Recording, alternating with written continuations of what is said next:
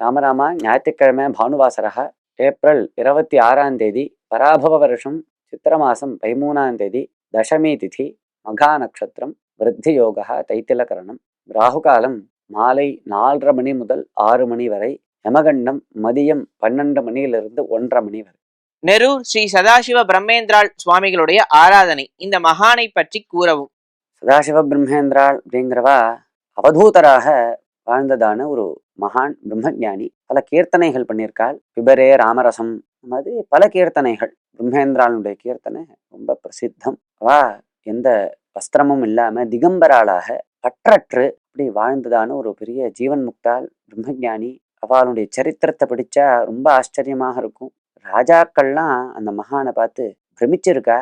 கையை வெட்டிவிட்டான் கைய.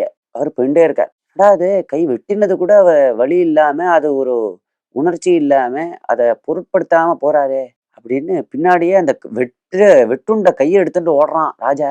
சுவாமி கையை வெட்டுப்பட்டிருக்குன்னு. அப்படியா, இதை இங்க சேர்ந்துரும் அப்படிங்கிறார். இப்படி வைக்கிறான், சேர்ந்துட்டு. இப்படி எல்லாம் பல அற்புதமான நிகழ்ச்சிகள் அவருடைய சரித்திரத்துல சொல்லப்படுறது. மகாஞானி நெரூர்ல இன்றைய தினமும் அவருடைய அதிஷ்டானம் இருக்கு. பெரிய பெரிய மகான்கள்லாம் அங்க நெரூருக்கு வந்து சதாசிவ பிரம்மேந்திரால் அதிஷ்டானத்துக்கு போய் இன்றைய தினமும் பூஜை பண்றா. அது காஞ்சி காமகோட்டி பீட்டாதிபாலா இருக்கட்டும், சிருங்கேரி பீட்டாதிபாலா இருக்கட்டும், எல்லாரும் நெரூருக்கு போய் அங்க இருக்கக்கூடிய அதிஷ்டானத்துல போய் அவளை பூஜை பண்றது, அங்க தியானம் பண்றது அப்படிங்கிறத வழக்கமாக வச்சுட்டு இருக்கா.